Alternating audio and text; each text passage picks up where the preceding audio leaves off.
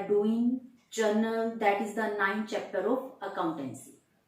Previous video में हमने discuss किया जर्नल होता क्या है, what are the features of journal, function of journal, and moreover when we divide journal into sub journal या फिर subsidiary books. So today we are going to start the next topic, that is step in journalizing.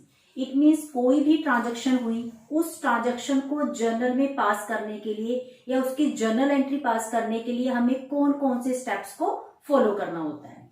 First of all बात करेंगे double entry system की. It means कोई भी transaction हुई, किसी भी ट्रांजैक्शन से एटलीस्ट आपके 2 अकाउंट इफेक्ट होते हैं according to double entry system. तो what are the steps? First, to analyse a transaction in order to determine the 2 account. It means कोई भी ट्रांजैक्शन जब होगी, आप गुड्स को सेल कर रहे हो, परचेज कर रहे हो, तो फर्स्ट ऑफ ऑल आप उसको क्या करोगे? एनालाइज करोगे. ठीक है, उस चीज को एनालाइज करोगे. इट मीन्स किसी भी ट्रांजैक्शन से कौन से 2 अकाउंट हैं जो कि इफेक्ट हुए, which are affected, which account is to be debited and which account is to be credit. We know it means जब भी कोई ट्रांजैक्शन होती है तो उससे एटलीस्ट 2 अकाउंट इफेक्ट होते हैं, उसमें से एक अकाउंट डेबिट और दूसरा अकाउंट क्रेडिट होगा. It means first of all हमें आइडेंटिफाई करना है उन अकाउंट को जिसको आप डेबिट या फिर क्रेडिट करने वाले हो. सेकंड जो स्टेप है, not necessary to use the word account A/C या account after the personal account. Personal account it means किसी भी नेचुरल पर्सन के नाम से जो अकाउंट होगा, सपोज करो मोहन, राम, सोहन. ठीक है, अगर किसी पर्सन के नाम से अकाउंट है, किसी पर्सन के नाम से अगर कोई एंट्री है, तो उसके पीछे हम अकाउंट वर्ड यूज नहीं करते according to accounting rules. After that, after every journal entry a line should be drawn. It means जैसे ही कोई जर्नल आप पास करते हो, जैसे कल हमने बात की थी सैलरी पेड, तो जर्नल क्या हुई थी उसकी? Salary account debit to cash. तो जैसे ही आप कोई एंट्री पास करोगे उसके बाद एक लाइन आप ड्रॉ करोगे in a particular column. It means कोई भी एंट्री हुई उसके नीचे आपने नरेशन लिखनी है. नरेशन का मतलब होता है थोड़ा सा एक्सप्लेनेशन. ठीक है, उसको एक्सप्लेन करना. इट मीन्स आपने जो एंट्री पास की, वाई, क्यों की एंट्री पास. उसके बाद एक लाइन आप ड्रॉ करोगे ताकि नेक्स्ट जो भी एंट्री है आप उसको उस एंट्री से सेपरेट कर सके. After that, at the end of each page, कई बार क्या होता है, सपोज करो क्वेश्चन जो है वो लेंथी है, उसमें मोर देन 10 to 12 ट्रांजेक्शन दी हुई है. सो इट नॉट पॉसिबल भी सभी जो ट्रांजेक्शन है वो एक ही पेज पे आ जाए. तो उस केस में हम क्या करेंगे? At the end of each page, both of debit and credit column are totaled. It means जैसे ही आपका पेज कंप्लीट हुआ, आपने क्वेश्चन किया, सपोज करो 5 एंट्रीज आ गई उस पे, लेकिन अभी क्वेश्चन पेंडिंग है, उसमें 3-4 एंट्रीज अभी और रहती है. तो उस केस में आप क्या करोगे? जैसे ही क्वेश्चन कंप्लीट होगा आपने डेबिट और क्रेडिट दोनों कॉलम का क्या कर देना है? टोटल कर देना है. And in front of each other, it means एक दूसरे के सामने. ऐसा नहीं भी आपने डेबिट का टोटल इस लाइन में कर दिया और क्रेडिट का जो टोटल है वो आप नेक्स्ट लाइन में कर रहे हो. एक दूसरे के सामने हमें टोटल करना होता है. टोटल मस्ट बी इक्वल, वो हमेशा इक्वल होगा. Reason behind that, it means जब भी हम कोई जर्नल पास करते हैं, जितनी अमाउंट हम डेबिट में लिखते हैं उतनी ही अमाउंट हम क्रेडिट में लिखते हैं. तो इट मीन्स उसका जो टोटल है वो हमेशा इक्वल आएगा. At the end of each page, जैसे ही पेज कंप्लीट हुआ, द वर्ड कैरिड फॉरवर्ड या फिर हम बोलेंगे CF, बुक्स में आपको CF वर्ड मिलेगा लिखा हुआ. तो जैसे ही कोई कंप्लीट होगा पेज जहां पे आपने डेबिट और क्रेडिट दोनों साइड का टोटल किया है, आप उसके सामने क्या वर्ड यूज करोगे? कैरिड फॉरवर्ड या फिर CF. कैरिड फॉरवर्ड का मतलब होता है इस टोटल को हम आगे लेके जाएंगे. इसके साथ ही at the start of each page, अब देखिए आपका एक पेज पे 5 एंट्री हुई, नेक्स्ट जो भी एंट्रीज रहती है वो हमें नेक्स्ट पेज पे करनी है. तो नेक्स्ट पेज पे स्टार्टिंग में जब आप कॉलम्स बनाओगे डेबिट क्रेडिट के, तो सबसे ऊपर आप क्या लिखोगे? ब्रॉड फॉरवर्ड या फिर BF. ब्रॉड फॉरवर्ड का मतलब होता है इस टोटल को हम पीछे से आगे लेके आए हैं. ठीक है, दैट इज ब्रॉड फॉरवर्ड और रिटर्न.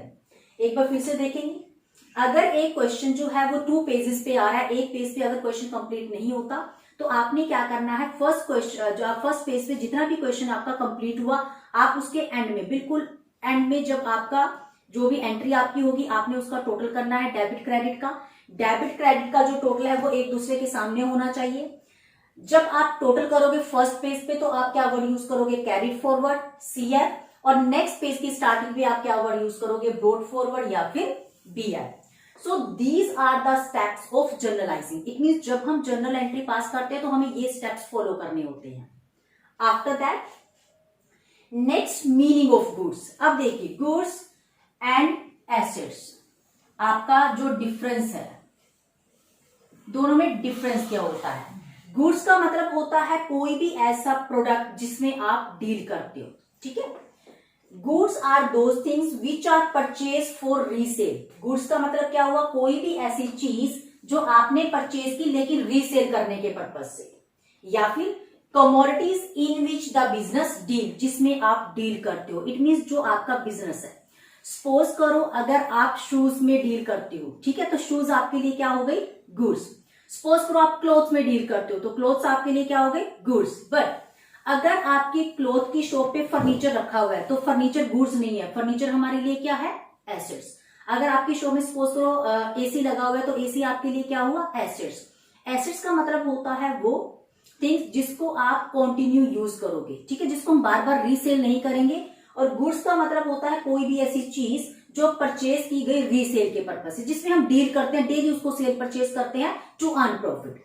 तो गुड्स को फर्दर 5 पार्ट्स में डिवाइड किया गया है, ठीक है, फॉर जर्नल पर्पज।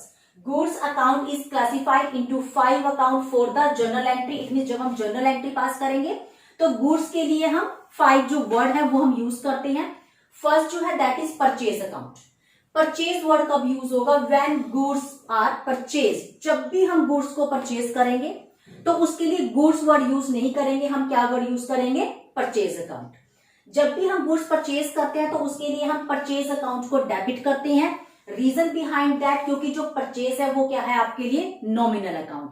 और नॉमिनल अकाउंट का रूल क्या है, debit all expenses and loss and credit all incomes and gain. It means हमने गुड्स परचेज की, गुड्स जैसे ही आप परचेज करोगे आप गुड्स की जगह क्या वर्ड यूज करोगे, परचेज अकाउंट डेबिट। हमेशा परचेज डेबिट होगा।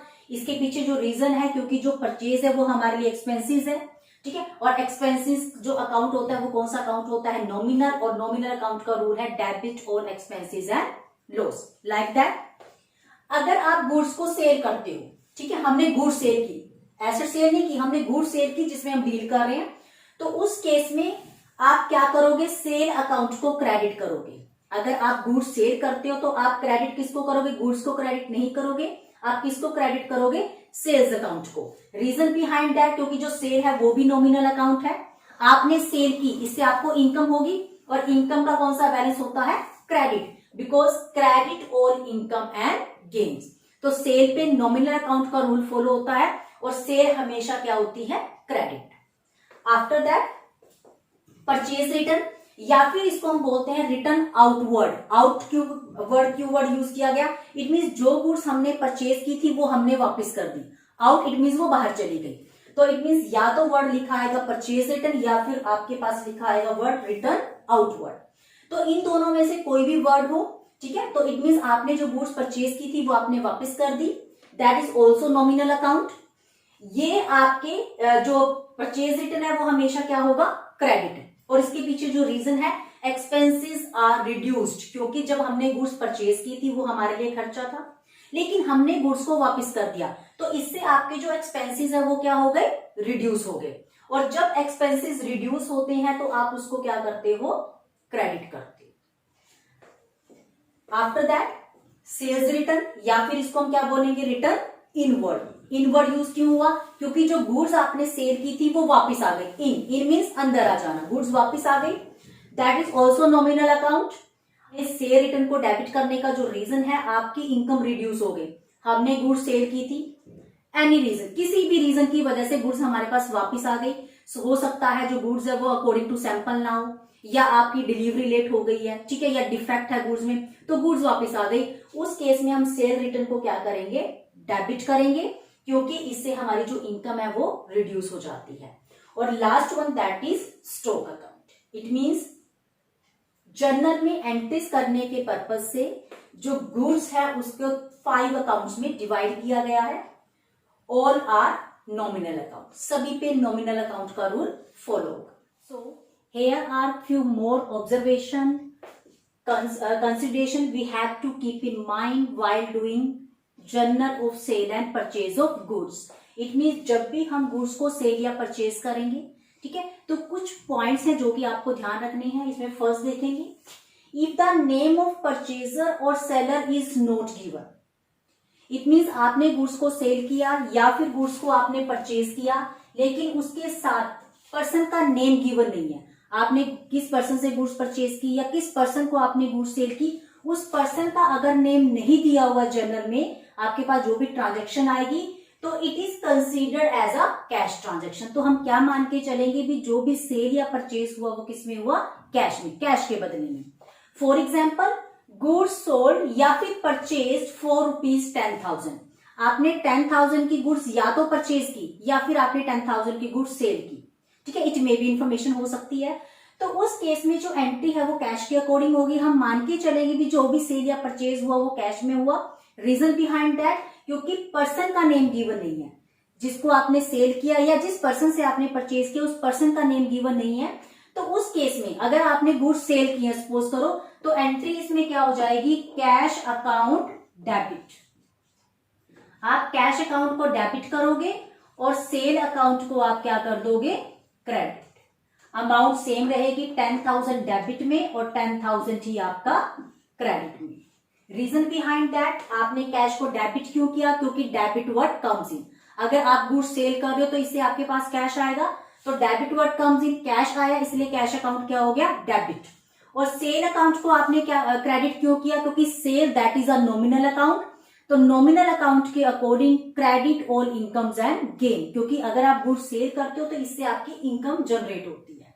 इट मीन्स अगर सेल या परचेज आपने किया लेकिन पर्सन का नेम गिवन नहीं है, तो उस केस में जो ट्रांजेक्शन है वो किसके अकॉर्डिंग होगी, कैश के अकॉर्डिंग होगी. After that, if the name of purchaser और सेलर इज गिवन, आपने किससे गुड्स परचेज की या किस पर्सन को आपने गुड्स सेल की, उस पर्सन का नेम दिया हुआ है अलोंग विद कैश, लेकिन साथ ही साथ कैश की इंफॉर्मेशन भी है, ठीक है. जैसे goods sold to Ram, person का नेम गिवन है फॉर कैश, कैश के बदले में. इट मीन्स आपने गुड्स सेल की है राम को फॉर कैश, कैश के बदले में 10,000. नेम ऑफ परचेजर और seller is given along with cash, cash word भी आ गया, पर्सन का नेम भी आ गया. तो उस केस में भी उसको आप कैश ट्रांजैक्शन की तरह ट्रीट करोगे, ठीक है. तो इट मीन्स पर्सन का जो रोल है, पर्सन का जो नेम है, उसको आप क्या कर दोगे, इग्नोर करोगे. For example, goods sold to Ram for cash rupees 10,000. आपने राम को 10,000 की गुड्स सेल की, उस केस में सेम एंट्री हो जाएगी, cash account debit to sale. It means क्योंकि पर्सन के नेम के साथ कैश वर्ड भी दिया हुआ था, तो उस केस में आप पर्सन के नेम को इग्नोर करोगे. After that, if the name of purchaser और सेलर इज गिवन, ठीक है, and not stated whether it is cash और क्रेडिट ट्रांजेक्शन. पर्सन का नेम दिया हुआ है लेकिन ये नहीं बताया भी जो गुड्स है वो आपने कैश में परचेज किया, क्रेडिट में. जैसे ऊपर वाली जो ट्रांजेक्शन है उसमें तो क्लियर कट लिखा हुआ था goods sold to Ram for cash, it means हमने कैश में गुड्स को सेल किया. बट यहाँ पे आपके पास पर्सन का नेम गिवन होगा लेकिन इंफॉर्मेशन नहीं है कैश के बदले में है या नहीं. तो इस केस में आप इसको क्या अज्यूम करोगे, credit transaction. For example, goods sold to Ram rupees 10,000. हमने राम को गुड्स सेल की लेकिन कैसे सेल की, वी हैव नो इन्फॉर्मेशन. तो उस केस में जो ट्रांजेक्शन है वो किसके अकॉर्डिंग होगी, क्रेडिट की अकॉर्डिंग. और इसमें जो जर्नल है वो क्या बन जाएगी, Ram debit to sale account. आपने राम को डेबिट करना है और सेल अकाउंट को आप क्या करोगे, credit. Reason behind that, Ram that is a personal account, और पर्सनल अकाउंट का रूल क्या होता है, डेबिट द रिसीवर. राम इसमें रिसीव करने वाला है, इसलिए हमने राम को क्या कर दिया, डेबिट. नेचुरल जो पर्सन होते हैं उसके पीछे अकाउंट वर्ड यूज नहीं होता अकॉर्डिंग टू अकाउंटिंग रूल्स. तो हमने एंट्री पास की, Ram account debit according to personal account debit the receiver. And sale account that is a nominal account. Nominal it means आपकी इनकम जनरेट हो रही है, तो credit all incomes and gain. So this is all about the transactions related to sale and purchase of goods. After that, in case of expenses, अगर आपके पास कोई entry ऐसी है जो एक्सपेंसिव से रिलेटेड है, एक्सपेंसिव का मीन्स मतलब आपका कोई भी खर्चा हुआ, for example if the name of party receiving end making payment is given, it means अगर कोई भी एक्सपेंसिस आपका हुआ और पर्सन का जो नेम है वो उसमें दिया हुआ है, इट मीन्स अगर आपका इनकम आई तो किस पर्सन से आई, ठीक है, और अगर आपने दिया तो किस पर्सन को दिया, पर्सन का नेम गिवन है, it is still considered as a cash transaction. कोई भी एक्सपेंसिस की ट्रांजैक्शन आपकी हो, उसमें अगर पर्सन का नाम दिया है या नहीं दिया, दोनों कंडीशंस में आप उसको क्या मान के चलोगे, cash transaction according to accounting rule. For example जैसे आपके पास एक ट्रांजैक्शन की हुई है, सैलरी, वेजेस, कमीशन या फिर रेंट, कोई भी वर्ड हो सकता है, ठीक है, सभी नहीं होंगे एक साथ, इसमें कोई भी एक वर्ड। सपोज करो salary paid, wages paid, commission paid, rent paid to Rohan, आपने रोहन को पे किया 5000, चाहे वो आपने सैलरी पे की, वेजेस पे किए, ठीक है, रेंट पे किया, या फिर हो सकता है salary, wages, commission, rent paid ₹5000। It means यहां पे पर्सन का नाम आ गया, यहां पे पर्सन का नेम नहीं है, लेकिन हमारे लिए दोनों ही एक्सपेंसिस है। अगर आप रेंट पे करते हो, आप सैलरी देते हो, वेजेस देते हो, कमीशन देते हो, तो एक्सपेंसिस है हमारे लिए। पर्सन का नेम उसमें गिवन हो चाहे ना हो, आप पर्सन को इग्नोर करोगे।